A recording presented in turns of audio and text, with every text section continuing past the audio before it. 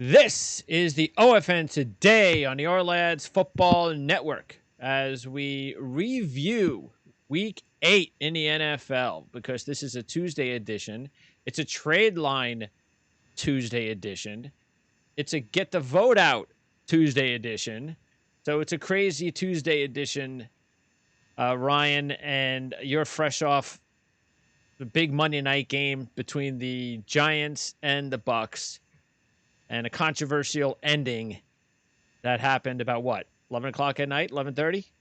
Yeah, I think it had to be at least 11:30. You could probably tell how tired I look. Yeah. I look like a guy who got 5 hours of sleep. Yeah. Crazy ending. Giants play the same game every week, Greg. I mean, they have 7 losses. 5 games were decided in the last minute of those 7 losses. 5 losses in the last minute. Their last 3 losses are by a total of 6 points. They basically have 3 straight losses where they've had an 11-point lead in the game. They're getting better. It's crazy to think the Giants have been at the halfway mark, 1-7, 1-7, 2-6, and 1-7 the last 4 years.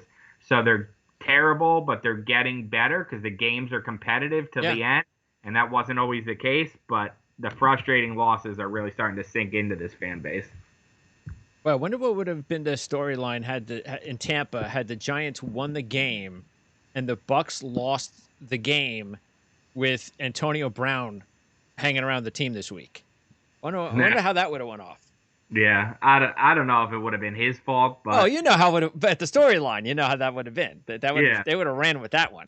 Yeah, it's look. I mean, the Bucs. I was talking to Louis Riddick, the NFL Monday Night Football analyst and probably future GM, and he was saying the Bucs want to be considered, better than the Seahawks, better than the Packers, the team to beat in the NFC. They need to steamroll the Giants and make a statement in this game.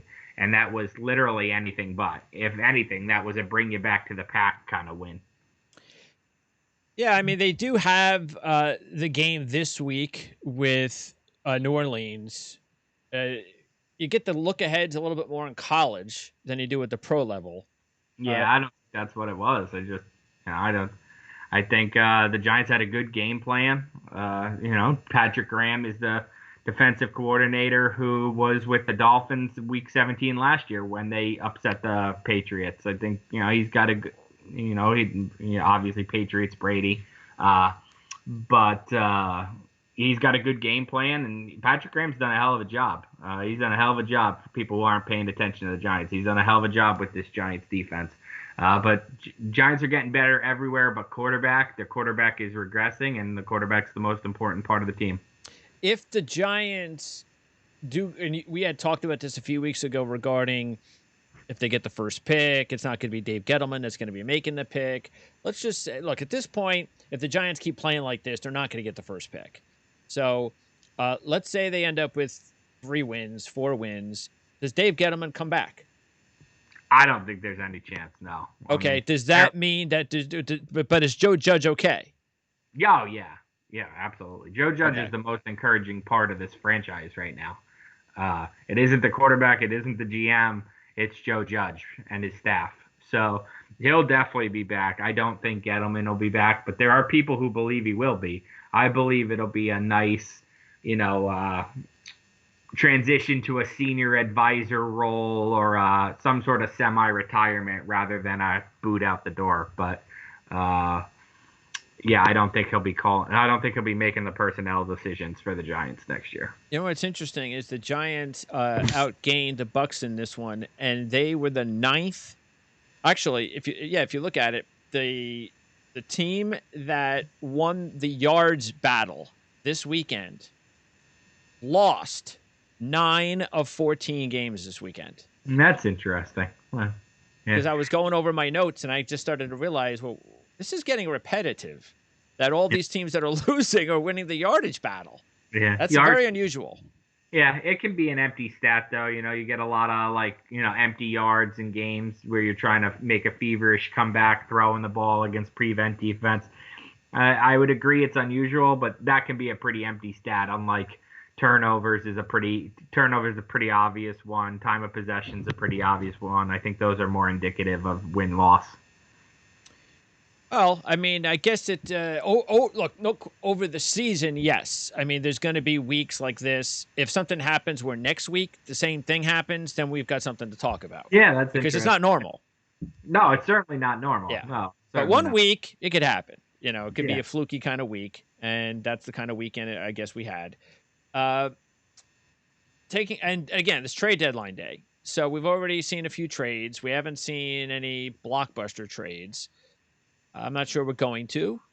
I know it all depends on what teams think they need. It looks like Andy Dalton will be back next week for the Cowboys, so I don't think they're going to be making any deals for quarterbacks. Definitely not Ryan Fitzpatrick, because they couldn't afford him and wouldn't want to give up the kind of pick that the Dolphins would want to get for him. So I don't know. I don't know if we're going to see it. Do you think there are any superstars that might get traded today? I think you could see some receivers get traded. I think the receiver, one of the Texans guys, Will Fuller, maybe Golden Tate from the Giants. I think there's teams in need of receivers, and there's receivers to be had. So I wouldn't be surprised if you see a receiver. Brandon Cooks from the Texans.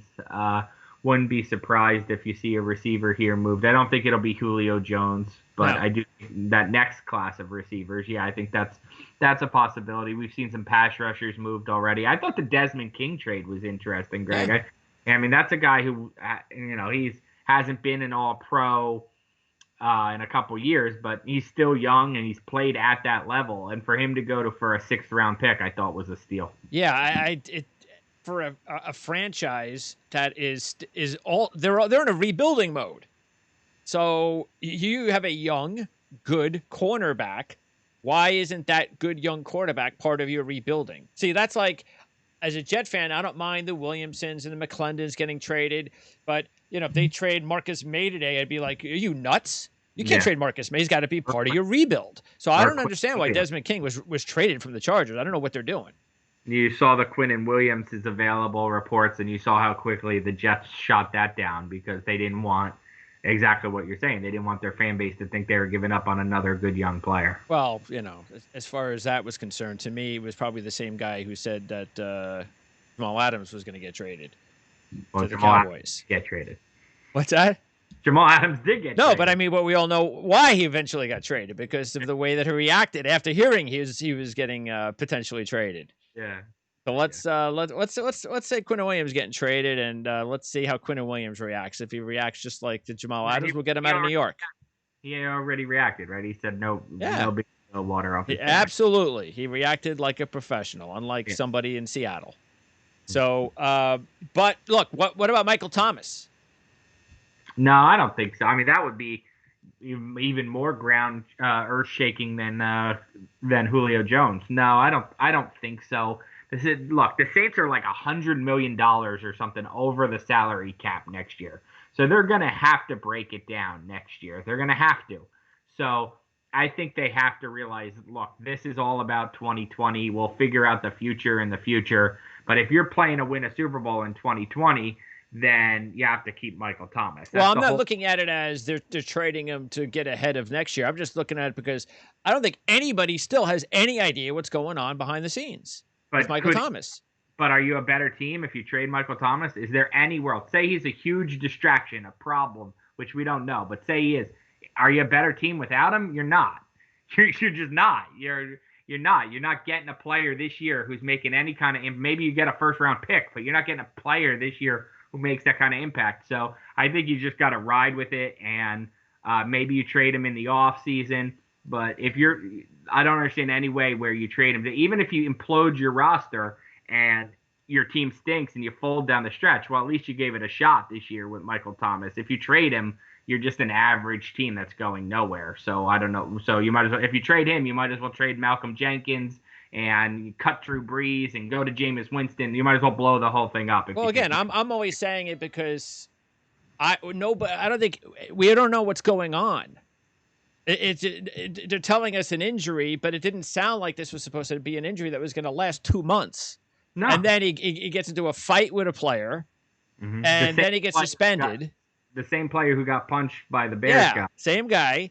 And again, we're not hearing anything. So I'm like, okay. And I don't bring it up to say to get deep into the conversation of Michael Thomas and bring it up as just let's throw it out there in case it happens. We're not caught off guard because of the fact that this has just been very strange about what's Yeah. gone on. Yeah. And maybe there's something we don't know. You can't rule it out for sure, but I would be stunned. What would you have to get for him? Probably 2 firsts. Really? At Yep. his age? 2 firsts. What's his age? He's like 27, right? He's still only when did he come into the league? He's been in the league like 5 or 6 years, hasn't he? No way. No way. He's been in the league 3 years. I'm looking it up now. He's 27. What time? How long has he been in the NFL? 2016. So 16, 17, 18, 19. So this is 5th year. Yep. So. Okay. So he came in at around 22. Okay. Yeah. What is that? Junior? Yeah. Depends. Every kid is different. Red shirts and whatnot. It okay. Depends. But yeah. No chance. There's no chance I'm giving him up for less than 2 firsts. Yeah. And I wouldn't, if I'm a team, I'm not giving up 2 first-round draft picks for a wide receiver. I might. Unless you're at the bottom of the first round. Correct. Yeah. If you're like Seattle did with Jamal. Yeah. Then I would do that. I mean, I would, under normal circumstances, give up 2 first-round picks for Michael Thomas. But like you said, this cloud of uncertainty, I would not touch it there without knowing all the facts. Yeah. So other than that, I'm not hearing any rumors at all. We're not hearing anything. So we'll see how it goes. We'll talk about it next week. And speaking of the Saints, I'm watching the Saints-Chicago game. And I don't know if you're watching the game. They had this big red breaking news thing on the bottom of the screen for like an hour.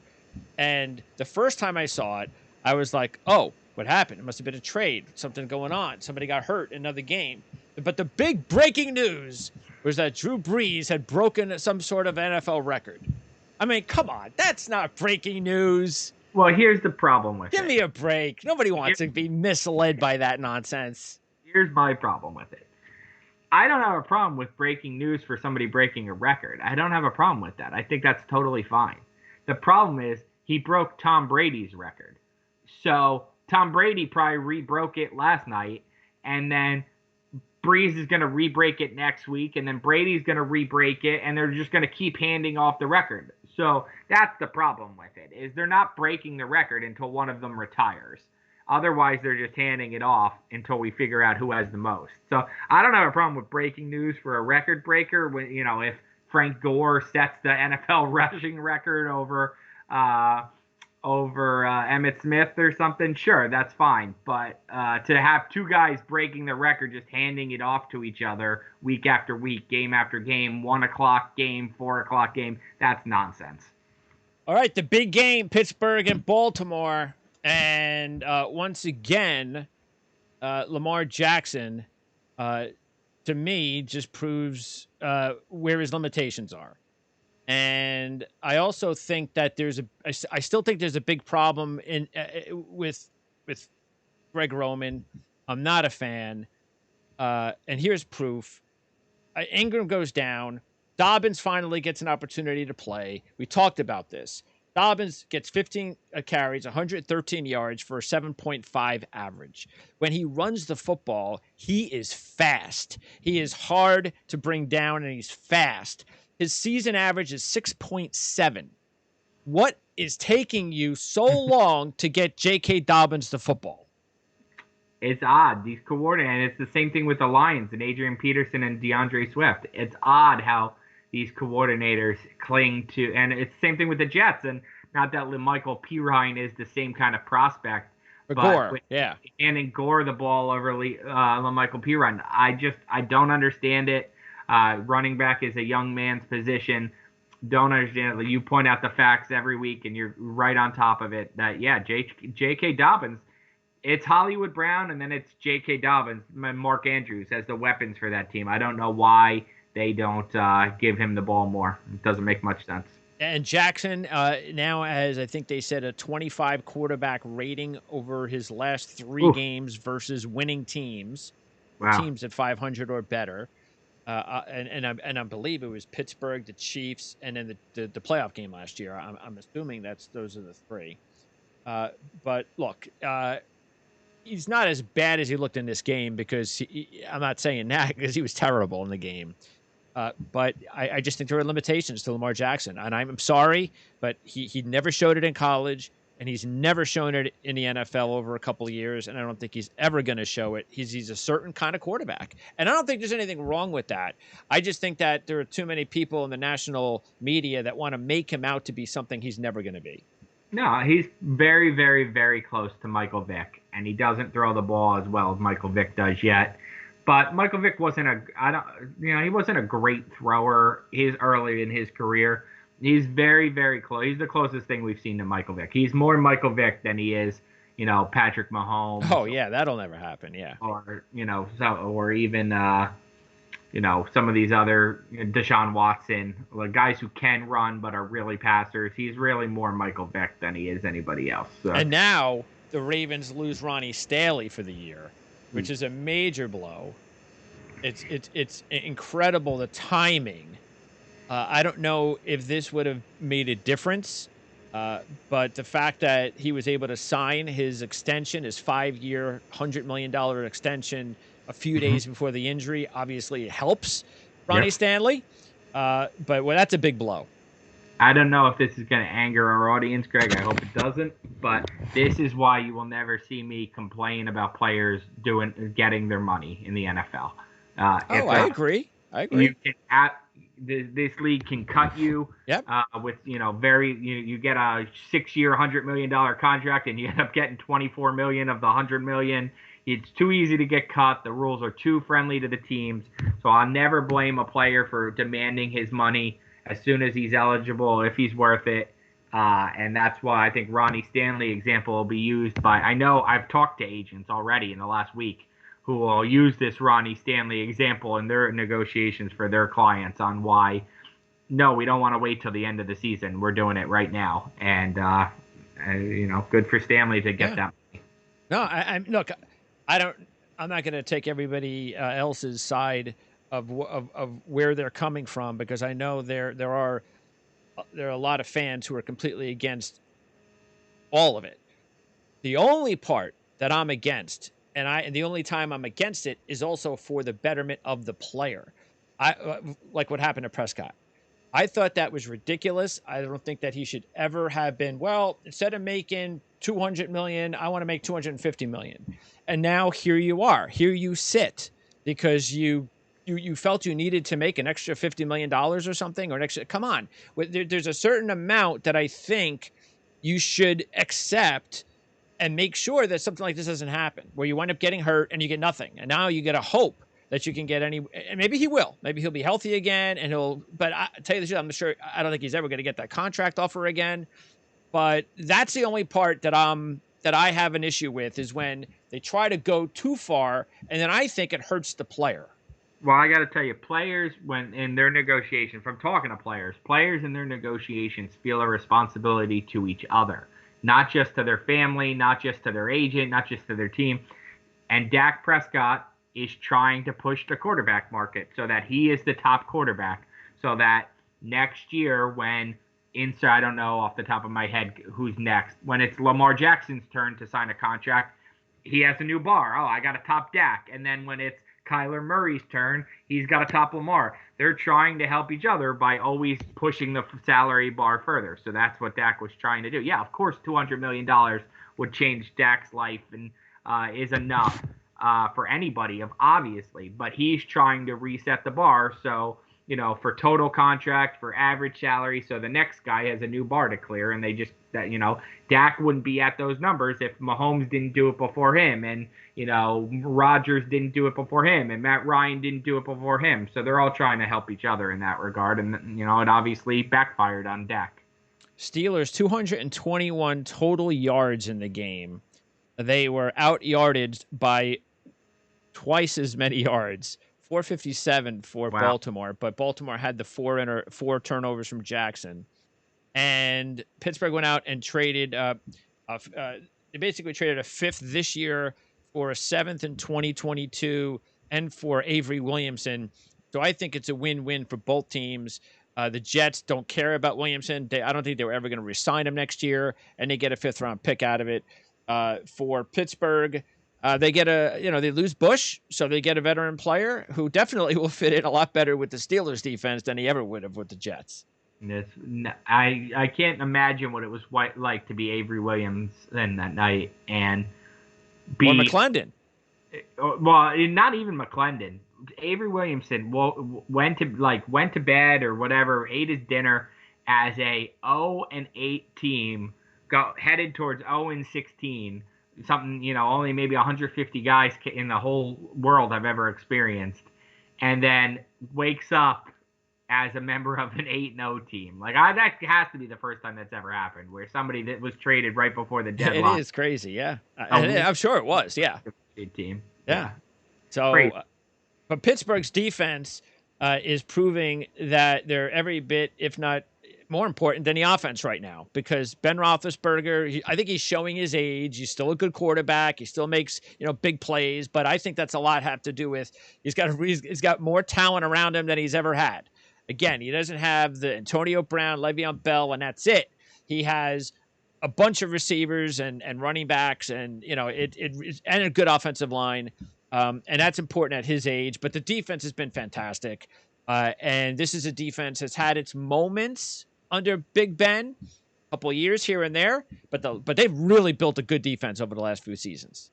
Yeah, it's going to be very hard for the Ravens to catch the Steelers, I think. It's going to be... It's over. Yeah, it's over. Yeah, and that's going to change the AFC playoff picture because the Ravens aren't going to get a home game then at all, and might have to face the Chiefs in the second round. It's going to really change the playoff picture in the AFC. The Steelers are good. I mean, the Steelers are they're the Steelers. They have a great coach, a smart quarterback. People forgot how good a job Tomlin did last year when they were 8-8 without Roethlisberger. It's just a really good team that doesn't beat itself. And every week I see 10 teams around the league beat themselves. Amazing how the Bill Belichicks and the Mike Tomlins can look record-wise when they don't have their quarterbacks. And they're still great coaches. But it just shows you even the bad coaches, the average coaches, they don't even have a chance when they don't have good quarterbacks. Well, but put it this way, Tomlin went 8-8 last year without his quarterback. Belichick's going, he's going to go 6-10 with Cam Newton, a former former MVP. Yeah, so, that's we talked about it last week. Tomlin went 8-8 with a guy off with my neighbor at quarterback. What was that guy's name? For Pittsburgh, you mean? Yeah. That was that guy that came from what was he? A FCS quarterback, I think. Yeah, he was. Honestly, I don't mean to be disrespectful, but I can't even remember the guy. I know. I don't even remember it either. 8 with the guy. Belichick's gonna go 6-10 with Cam Newton. Yeah. Yeah. Mason Rudolph had a couple of games and he got hurt, and then that third stringer came in and it was really bad. Yeah. Yeah. That's the guy who played when the Jets beat him last year. Yeah, that's what I'm saying. We can't even remember the guy's name, and Tomlin went 8-8 with him. So, should not be a surprise he's going to go 13-3 with this team. And speaking of Patriots, we knew going into the Buffalo Patriot game that both teams weren't playing their best football, and it continues. Because if you look at the game, that wasn't a great game. Oh. And the Bills, though, looked at what the Niners did and understood, and now everybody knows it. If you're going to beat the Patriots defense, you got to run the football. You have to play power football. That's how you beat the Patriots, because the Patriots defense, as Evan Lazar, who does my Patriot show each week, has said, they built their defense to beat the Chiefs. They're not built to beat power running football teams. And the Bills rushed for 190 yards. They don't run the ball like this every week. Yeah. Singleton and Moss both had over 80 yards. And the Patriots ran for 188 yards themselves, but it all came down to Cam Newton's turnover at the end. Here's what I'll say. It's a good segue by you.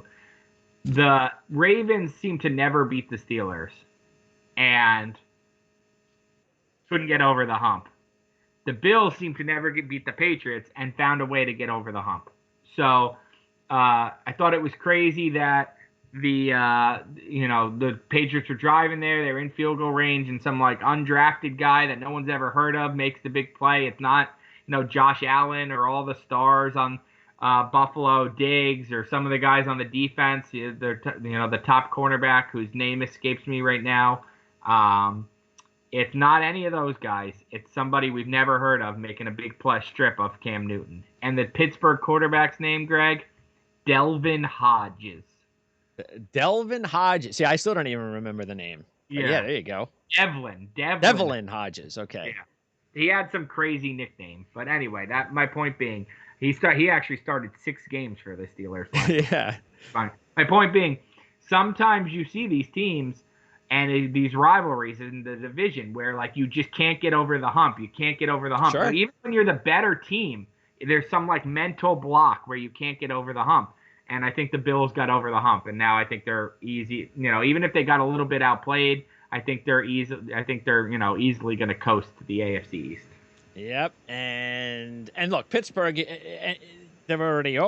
Can Pittsburgh go undefeated? Pittsburgh is not going undefeated. No, that division is tough enough that they'll probably lose at least once in that division to someone. Doesn't have to be Baltimore. Could be Cleveland. It could even be the Bengals. Who knows? They're going to lose a game in that division. And they'll probably lose a couple of games. But the trick will be home field advantage. And after today, we're going to learn a lot as far as stadiums and things of that nature by the end of the season. But it still will be interesting by the end of the year in the playoffs if there's going to be a certain percentage of fans at these games. And I think, obviously, well, we all know Pittsburgh doesn't want to go to Kansas City. For Baltimore, I'm actually when I look at this Baltimore team and I see all the trends and I see how this team has played over the years under Harbaugh, they are actually a better team when they're the underdog, when they have to go on the road, when everybody's counting them out. That's how they made their trip to the Super Bowl. So I think they're okay if Lamar Jackson has the pressure off of him and he's got to go on the road and nobody's expecting a lot and the Ravens aren't the favorite. But we know Pittsburgh doesn't want to have to go to Kansas City. No, nobody wants to go to Kansas City. No, for sure. So. Then we had the crazy game with the Dolphins and the Rams, which was just insane. Tua's first start. It couldn't have been pretty much. I guess it could have been worse because he made a couple of throws that was important. But it was interesting. 5 of the 6 touchdowns in the game came from a result of defense and special teams. And Miami only had 2 sacks, and the Rams had 1 sack. That's and all 3 sacks caused the turnover. Wow. I did not realize that. That is crazy. You talk about an unusual stat. That's a great find by you, Greg. I did not realize that. That is a crazy game. I focused too much on the quarterbacks. I was going to talk about Tua's first start, and I was going to talk about Goff just being such a head scratcher. He's basically Carson Wentz. It's the West Coast Carson Wentz. But no, that's a great stat by you about the defense. I did not realize that. Tua's first pass attempt as a starting quarterback resulted in the sack, the fumble, and of course Aaron Donald was the one that. That's the trivia question, because don't think that you'll get misled by Tua with the Jets, because remember when somebody asks this question they're going to say his first attempt as a starter. That's what happened. That was his first pass. Then we had the Christian Wilkins interception that led to the Devontae Parker touchdown. We had the Gaskins fumbled on his own 7, but Ogba gets the strip sack on Goff, scoop and score for 91 yards by Van Ginkel. So the Gaskin fumble almost cost him, didn't. Grant then gets a punt return touchdown. Baker pressure Goff, hits his hand. Rowe intercepts it at the Miami 26. That could have been another score for the Rams. Lawson gets a strip sack and a fumble return by Van Noy, 28 yards to the 1-yard line of the Rams. Gaskin puts it in the next play for a touchdown. And there you go, a real crazy game. And the Dolphins win another game against an NFC West team, 2 now, the Rams in San Francisco, where they actually won the game by halftime. Yeah, crazy. Dolphins have one of the best defenses in the NFL, very quietly. I saw a stat the other day about, I think they're averaging like 13 points a game allowed when both their starting cornerbacks play. Yep, that's something. And, and the Van Noy move was a big one. Yeah. Baker is not the answer. He makes tackles, but they're usually not where you want him to make tackles. So they can get another linebacker in there. They got to get older. There's a lot of young guys on the team. Yeah. But they did a really good job of adding some quality free agents, Lawson, Van Noy, Ogba, players like that. it's the first time in maybe a decade, probably longer, 15 years, where you could say the Dolphins are definitely headed in the right direction. Definitely, unquestionably. Vegas gets an ugly win over Cleveland, but as we mentioned last week, a must-win for Vegas because Cleveland was one of those teams that the Raiders had to beat if they had any chance of thinking about tiebreakers, playoffs, and so forth. But it was, here's a couple of things because we're looking at the weather was bad and all that, but it was also the first game without Beckham. And so, but we got to get them to play a game without the snow and the wind. And unfortunately, they're not playing this week because they're off. But I just think that it's interesting. The first game without Beckham, the offense doesn't do anything. Well, I think you took the words right out of my mouth. Having covered the Giants, I've heard this before. We're a better team without Odell Beckham. He's a distraction. He's me first. No, we should hand the ball to Saquon Barkley. We should hand the ball to Kareem Hunt and Nick Chubb. Look, football is a complementary game. I don't mean to sound like a coach cliched, but good running games are better when defenses have to worry about an wide receiver stretching the field, and vice versa. When you have a good running back, you don't have 8 in the box, or whatever. When you have a good receiver, you don't have 8 in the box, and you have a good running game, you get single coverage. So I've had enough of this. I had enough of it when it was with the Giants. I've had enough of people telling me this now that he's on the Browns. They don't need Odell. They're going to be better without Odell. Jarvis Landry isn't Odell, and Kareem Hunt and Nick Chubb are definitely affected by not having Odell. Yeah, because if you look at it, the receiving situation for the Browns now are all about slot receivers and tight ends. That's it. They have no outside receivers. Yeah, they're possession receivers. Yep. So there's a team right there. Cleveland, I think we could definitely say the Colts. There are a couple of teams that are right there in the playoff hunt that can use those receivers you were talking about here at the deadline. Will Fuller to the Browns makes a ton of sense today. Yeah, absolutely. That's what they need, somebody to stretch the defense. Yep. You're not Golden Tate, a guy who will stretch the defense. And it's Will Fuller's kind of a walking injury, but when he's healthy, he can stretch the field. That's who they need. Myles Garrett seems to be okay after the knee injury. Trent Brown, we're still waiting. Hopefully he'll be okay after the pregame IV issue. Oh, God. Because he's a big part of that offensive line. It's terrible for him.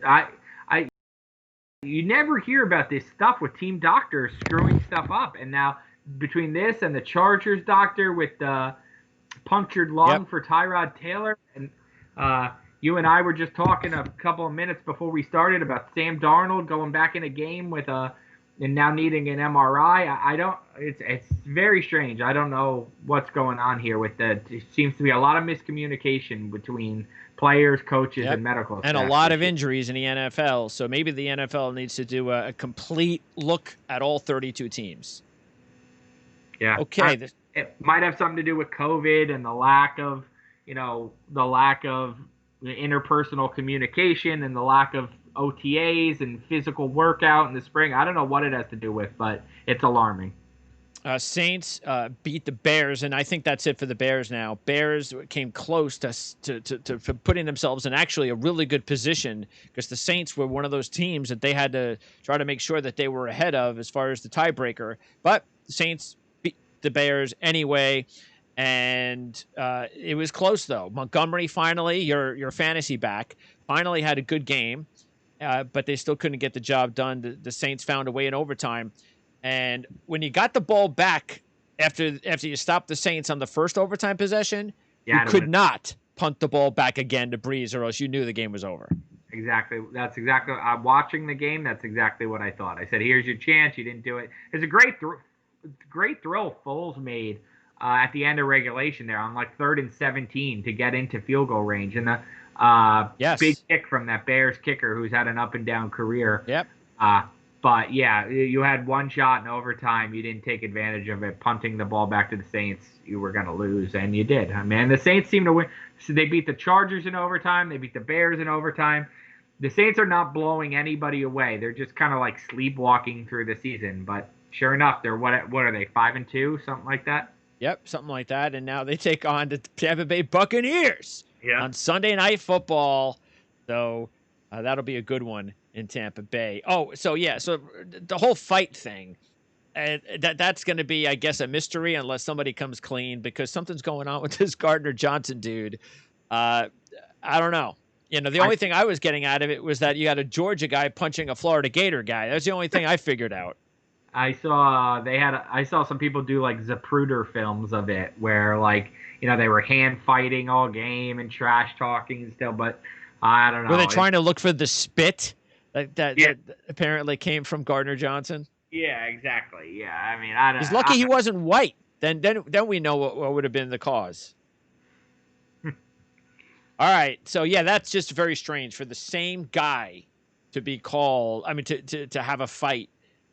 That can't be a coincidence. There's something we just don't know, and I guess we're going to find out sooner or later.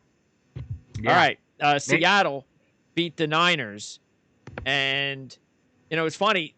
They lost the total yards battle by 1 yard, and I say that's interesting only because I do the show with Mark Lawrence every week, the handicapper, and he makes it like it's a religion with him with total yards, and the fact that Seattle gets outgained every week, and he likes to bet against them because they always get out yardage every week. They're a phony team, and then they lose by 1 yard, the total yards again, which means nothing when you lose it by 1 yard. But it is funny that'll count for them getting out yardaged again.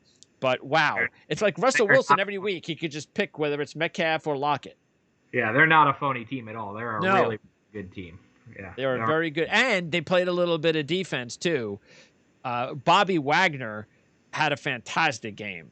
He's still a very good linebacker. They're supposed to get Adams back this week. Yeah, that's a very good team. And they get Dunlop in soon. And I think the 49ers now with Garoppolo out for a couple weeks and Kittle out, I think we can finally say we can write off the idea that all 4 NFC West teams are going to make the playoffs. I think the 49ers injuries, it happens to good teams some years. Injuries just wipe the 49ers out. Cincinnati gets the win over Tennessee. And this was not actually a out of nowhere thing, because Mark Lawrence and I both like the Bengals. The writing was on the wall. Tennessee had been involved in so many big games. Last week when they lost the game to Pittsburgh, it was their 3rd game in 13 days. They've just had so much stuff happen to them that it was inevitable they were going to go on the road and take on a Bengal team that they were going to have a letdown. It was just inevitable. And the Bengals were also due for a big win, because this is another team like the Giants, record-wise, playing pretty good. The record didn't indicate they're a better team than the record showed, and the Bengals deserve the win. No, absolutely. The Bengals are playing much better than the record. Difference between the Giants and the Bengals is the Bengals quarterback is playing like a big-time player. Yes. And the Titans, you and I are both high on the Titans, but you're right. This was a classic letdown game. I think their defense is much better than they played this week. But no, absolutely. The Bengals have some life. The Bengals aren't quite as good as the Dolphins, but again, the Bengals are headed in the right direction. Joe Burrow looks every bit as good as maybe first or second year pre-injury Carson Palmer did for the Bengals. Yeah, we know how good he's going to be. And that's all anybody needs to know if they're not college football fans is you see what you got in Joe Burrow. That's what you're going to get with Trevor Lawrence next year. Agreed. Because these are elite of the elite college kids. They don't come along very often, and now they're going to come along in back-to-back drafts. Unless Trevor Lawrence goes to the Jets, then he's going to flame out in 3 years. Meanwhile, they talked about Tennessee getting King at cornerback, so that's going to help their defense out. They're talking about should the Bengals trade A.J. Green. I don't even know if a team would want A.J. Green. I don't even know if he has anything left in him. Yes, they should. Yes. The answer is yes. But who's taking A.J. Green, and what are you getting for him? Yeah. What would you trade for A.J. Green? A 7th rounder? Yeah. That's what I would trade. I don't even know that I would do a 6th. No. By the way, you're having a rough day on defense when Giovanni Bernard and Samaje Perine combined for 94 yards rushing and 2 touchdowns. It's unbelievable to me that Giovanni Bernard is still on the Bengals. Yeah. I can't believe that. Yeah. That's like, for our audience, right? That's like, oh, God, who's the Louisville back who was on the Jets forever, and then he was just there until last Powell. year. Bilal Powell. Yeah. It's like, that guy's still on the Jets? Yeah, that's how I feel about Giovanni Bernard on the Bengals. Yep. Colts they will play host to Baltimore this week. They put the Lions to bed after pretty close first half. But look, the Colts are such a much better team on defense when Darius Leonard is back. Darius Leonard returned, led them with 9 tackles. He had a sack. Autry and Lewis had 2 sacks each. Kenny Moore had a pick 6. I mean, throw in the fact that you can, you have Buckner up front. You have Houston, and they're just, when Leonard plays, this is one of the better defenses in the NFL right now. Agreed. He's a phenomenal player. This game caught me a little bit by surprise. I'm not gonna lie. I think I picked the Lions in the game. I bought in, as I often do, to the Lions. I thought they were getting better. I was surprised it was this much of a blowout. Me and Phillip Rivers. I'm not a huge Phillip Rivers guy, especially in a game where it's even footing there. I was surprised. He played well. The whole team played well. Defense is really good, and the Lions did Lions things and got blown out in a game where they could have, okay, well, let's enter the playoff race. Yeah, that's down the drain, especially with Trey Flowers now on IR. Kenny Galladay's now out for a couple of weeks, so they're done. Meanwhile, Phillip Rivers, after a slow start, the last 2 weeks, he's thrown for 633 yards, 6 touchdowns, and a pick, 67% completion percentage. He's done it without T.Y. Hilton, who had a groin injury in the game. He's been non-existent this year. He completed passes to 11 different receivers against Detroit. That's a team that needs to make a trade for a receiver. Yeah, agree. All right, Kansas City, we know what happened with them against the Jets. Also, we had the Minnesota game against Green Bay. This was another strange game, but we talked about this a couple of weeks. Dalvin Cook is clearly, the franchise, not the quarterback. It's Dalvin Cook. There is no running back today, right now, including Ezekiel Elliott, no running back in the NFL that especially with Barkley out, that is a bigger impact to his team than the Vikings and Dalvin Cook. No, I would have said Christian McCaffrey, but the Panthers look good without Christian McCaffrey this year. So. Yep. I would agree with you. I think that's a fair assessment. Yep. He's out and they can't do anything. He comes back. He had 163 yards rushing on 30 carries, 3 touchdowns, and a 50-yard touchdown reception. Yep. That's amazing. By the way, the Green Bay Packers defense against the run still sucks. Still sucks. Still sucks. And don't forget, in that conversation, the Packers played without Aaron Jones, who's obviously a very big part of what they do. Denver in a crazy comeback win over the Chargers. Anthony Lynn's time is running out. They trailed 24-3 mid-third. Joey Bosa suffered a concussion early in the 4th. They get the touchdown pass with 0-0-0 on the clock after they did get the pass interference call, which salvaged the opportunity to get the last playoff and score the touchdown. So big win for Denver and another ugly loss for the Chargers. Yep, the Chargers are the Falcons of the AFC. And the Eagles and the Cowboys, boy, was that disgusting. In no way is that a touchdown. Let me just get that out of the way. That play is blown dead. There is no chance that should have been a touchdown return from a fumble for the Cowboys. The Cowboys probably don't win anyway, but the Eagles I can't for the life of me figure out after replay how you called that a touchdown return on a fumble. Yeah, was there any explanation? No, none. That he wasn't down, but he was clearly down. I mean, he had possession and he was down. I don't know. No, I mean Chris Collinsworth and the official Terry McCauley, the replay expert on the broadcast, literally just got done saying there's no way that should be a touchdown. And then we said the 2-point play. Them lining up for the 2-point conversion. That was if I'm a Dallas Cowboy fan and I'm watching that and he just says that, I'm just about to feel like I've got something to look forward to now, and then I'm watching them line up for 2 points. Yeah, it's crazy. I'm like, what just happened? You just said they were gonna overturn it. Yeah, but that was an ugly game. I mean, it figures that Carson Wentz, who looked really good for about 3 straight weeks, decides to put the clunker out when they're a heavy home favorite. That is a really bad home favorite football team, the Philadelphia Eagles. Yeah, I'm ready to switch my pick for the NFC East to the Eagles. So that's and after that performance, that's pretty interesting timing. But that's what it shows you about the Cowboys, isn't it? And the whole NFC East. And the whole NFC East. All right. Oh, one last thing I want to throw out there, and that is this. I know you can't see me, but this sign, which is the sign of the fist, is so annoying to me now. It's almost as annoying as the defenders running 50 yards up to the camera in the back of the end zone. The defenders, when they want to make a play and get in front of the camera, and look at where we're excited. But the fist thing, meaning fourth down. I can't see you, so yeah. Meaning fourth down. Yeah. It drives me crazy because I've even seen these kids after fourth down when they've stopped them put the fist up. It's like, dude, you just stopped them. It's not fourth down anymore. So it's just somebody did it like, a couple of years ago, and now everybody does it, and it's just it gets so carried away when they do it, though, that to the point, like I said, that now I'm seeing them put the fist up if they stop people on fourth down. Yeah. I don't even know if they know what it means anymore.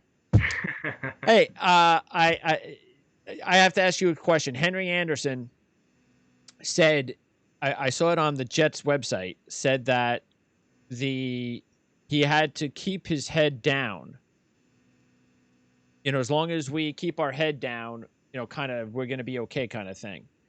The Jets on their website wrote it. That's why I wanted to listen to the quote. It said, Henry Anderson, keep our heads down, blah, blah, blah. When I saw that, I was like, wait a second. That's not the term. You're supposed to keep your heads up. Am I missing something? Yeah, so he means keep your head down and go to work. Yeah, something like that. But the term is usually keep your head up. You got to keep your head up, keep your chin up, that kind of thing. But he means keep your head down and go to work and grind. That's what players say all the time. So, and that's why I gave him a pass, because the media person should have probably kind of figured a better way to word it so it didn't sound like he was saying it the wrong way. He doesn't mean hang your head. He means keep your head down. Yeah, we know he did. Yeah, we know. Yeah, that's why I blame the media guy more than I blame Henry Anderson. All right. Next week, we'll find out if there are any big trades, Ryan. Appreciate it. And hopefully you won't have to get up early on Tuesday morning when the Jets take on the Patriots on Monday night. Oh, God. Yeah. The ghost game revisited. All right. Thanks, Ryan. Take care. Yeah.